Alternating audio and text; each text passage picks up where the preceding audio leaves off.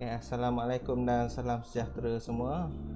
Saya akan revise sikit-sikit je lah chapter 3 dengan 4 ni.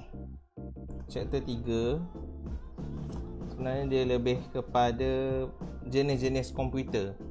Dekat jenis komputer ni, kalau awak tengok, kita ada mobile, ada PC, server, terminal, super komputer, cloud dengan embedded komputer. Ada banyak tau jenis komputer yang awak biasa belajar benda ni lah. Dalam komputer ni kita ada laptop, tablet, desktop, server, terminal, smartphone, game device, embedded komputer. Benda asasnya kita ada mobile komputer portable, iaitu laptop lah. Dan satu lagi kita panggil PC. PC ni nama panjang dia personal computer. PC dengan laptop, perbezaan dia laptop boleh bawa merata-rata, PC tak boleh. Ni contoh-contoh dia. Kita ada berapa jenis ni? 1, 2, 3, 4, 5, 6, 7. Ni laptop yang tadi. Yang terkini kita panggil Ultrabook. Ultrabook tu lagi nipis dari laptop. Laptop tu macam nak tebal ni. Ultrabook tu dia lebih nipis lah. Dan kita ada tablet. Tablet ni dia macam komputer juga, tapi tablet ada beberapa jenis lah. Ada guna tablet Android, tablet Apple dan tablet daripada Windows. Next kita ada handheld komputer. Handheld komputer ni komputer yang berada di kat tangan.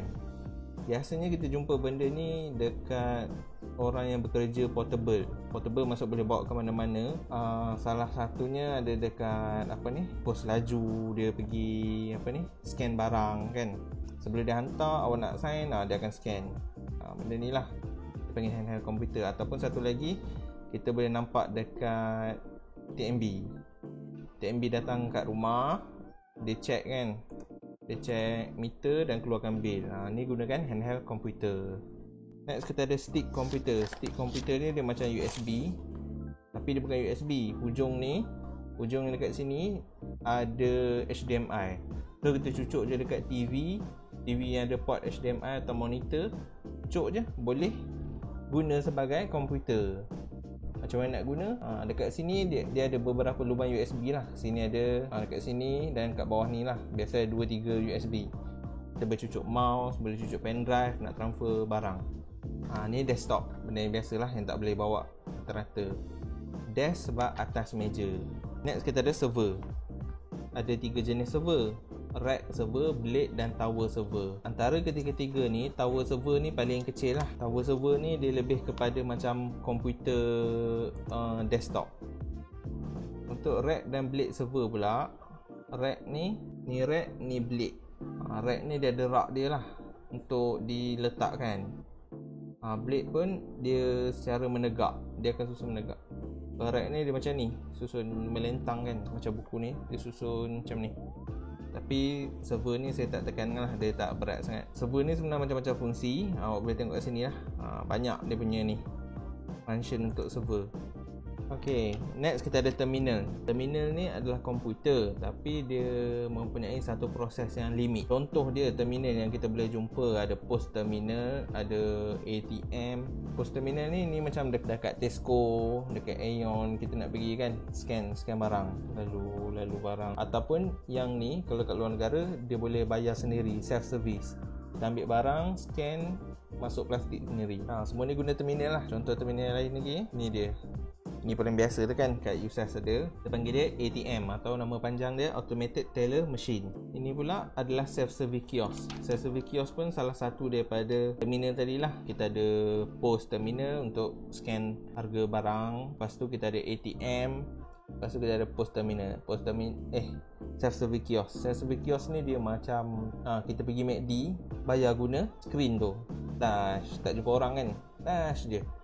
Itu self-service kiosk lah. Dan itu dekat cinema, TGV kan, kita bayar layan diri. Ni maksud service kiosk. Super komputer nama dia, iaitu komputer yang antara yang paling mahal dan paling berkuasa sekali lah. Yang ni lemah, yang ni kuat. Okay, semakin ke kanan dia semakin tinggi kuasa dia. Kalau ke kiri dia semakin rendah kuasa dia. Inilah jenis-jenis komputer dia. Selain daripada komputer fizikal, kita ada komputer cloud. Komputer cloud ni kita boleh akses guna internet lah. Kita tak proses melalui kita punya komputer secara fizikal, tapi dekat atas internet. Jenis komputer kita ada smartphone. Ni benda yang paling selalulah kita guna, smartphone. Apa yang ada? Semua benda ada kat sini. Mobile device. Smartphone dalam kategori mobile device. Ini dia punya keyboard lah. Ada macam-macam jenis. Hari tu kita ada belajar lah benda ni. Ada slide, ada portable, virtual dan speech to text. Speech to text ni kita cakap, dia type sendiri. Macam Google buat lah kan. Kita cakap hello, okey, tulis. Google pun automatic type perkataan hello.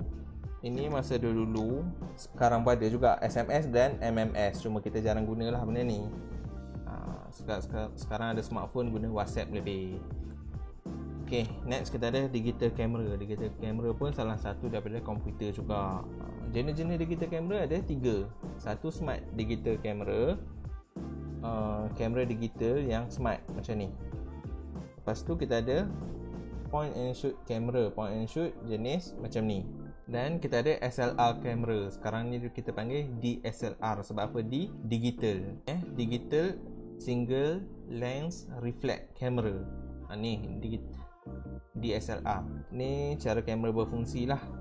Apabila dia nampak image, dia akan masuk jatuh cahaya tu di dalam satu bentuk prosesor dia dekat dalam tu. Dia akan ambil prosesor tu, transfer kepada digital dan akhirnya keluar kepada skrin dia. Resolution ni adalah horizontal darab dengan vertical pixel. Apa itu pixel? Boleh nampak tak? Kecil sangat ni. Ambil smartphone, ambil TV, ambil lah LCD, mana-mana pun awak tengok, bahagian yang paling halus dia adalah satu kotak. Dalam satu kotak tu dipanggil satu pixel. Jadi kita nak tahu resolution, itu darab lah pixel negap melentang ni, darab dapatlah resolution. Portable media player, biasanya MP3 lah kita panggil. Ni media player. Ini kita nak play movie dekat TV. Tapi sekarang dah smart TV, semua boleh play dah kan. Dah tak perlu dah kotak-kotak ni. Ni e-book reader. Dulu-dulu adalah e-book reader. Sekarang ni pun dah pupus dah. E-book reader ni functionnya nak baca dokumen dengan e-book. Contohnya PDF ataupun e-publication format. Ini wearable device, benda yang kita pakai dekat tangan. Contohnya smartwatch. Next kita game konsol. Ni untuk game. Ini pun adalah jenis-jenis komputer juga. Ini alat kawalan untuk game lah. Ini joystick. Okay. Ini nama dia gamepad.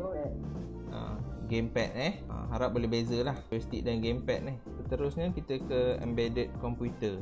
Okay. Embedded computer ni dia adalah komputer yang telah ditanamkan di dalam sesuatu device. Contoh embedded computer yang awak boleh nampak ni ada kat sini, kereta.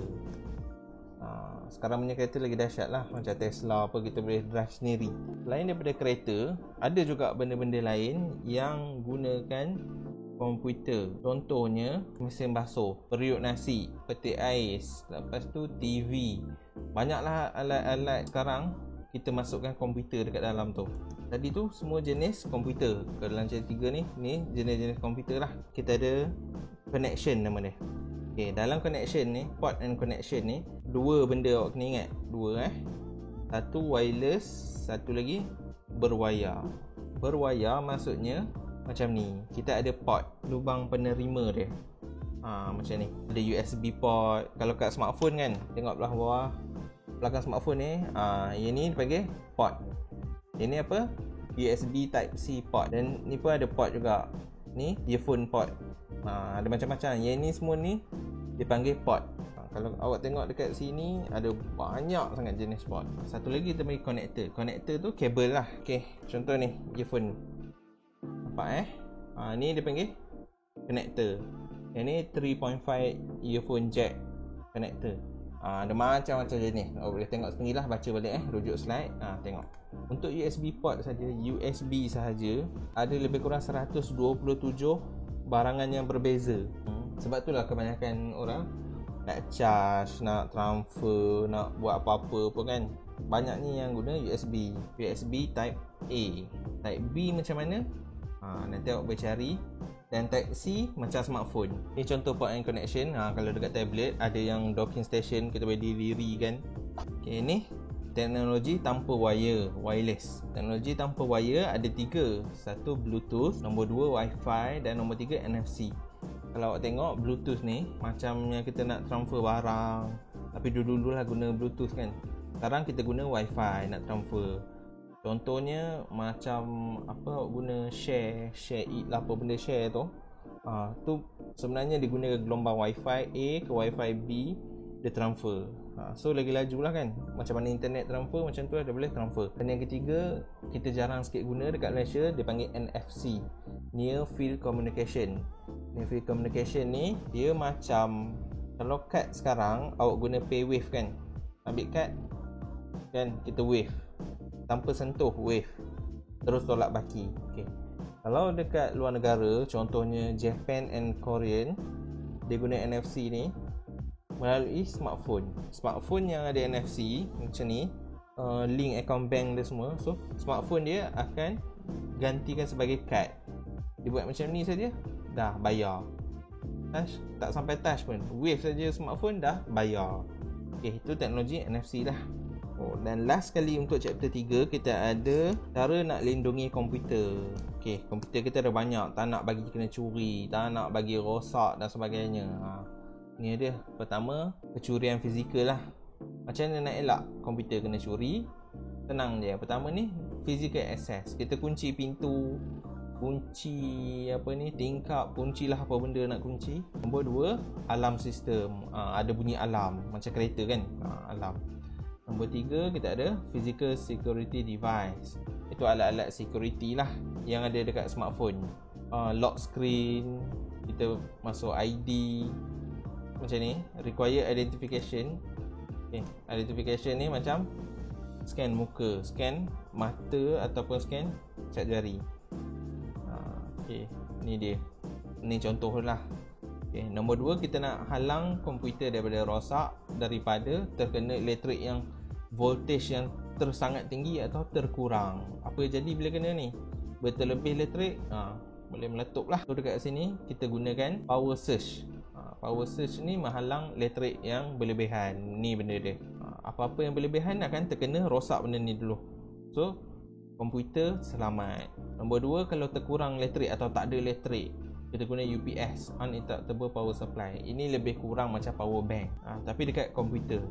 Jadi bila elektrik tak ada, dia akan bagi supply dekat komputer kejap. Boleh lah dalam berapa jam kan. So dekat sini pengguna sempat lagi nak save, apa kerja-kerja dia kan, barulah tak ada elektrik.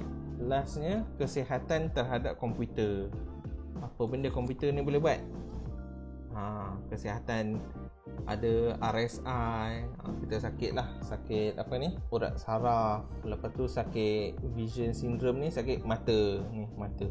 Ergonomik ni adalah bentuk yang sesuai, bentuk yang tidak mendatangkan kesakitan dan memberi keselesaan kepada pengguna. Dia sangat efisien lah. Contoh-contoh bentuk dia nanti awak boleh Google.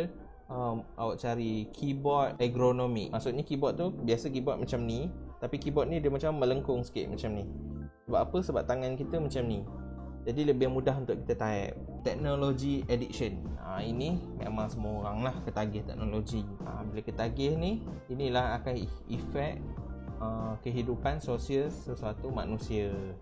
Cara kita nak duduk kat depan komputer, laptop pun kena ada cara supaya tak lengoh badan, tak sakit dada, sakit tangan semua. Okay, nanti awak boleh tengok benda ni. Cuma nak duduk tu kena kerusi yang selesa, sama paras, kaki jangan terapung. Okey, ini sahaja untuk chapter 3. Lepas ni kita akan masuk kepada chapter 4.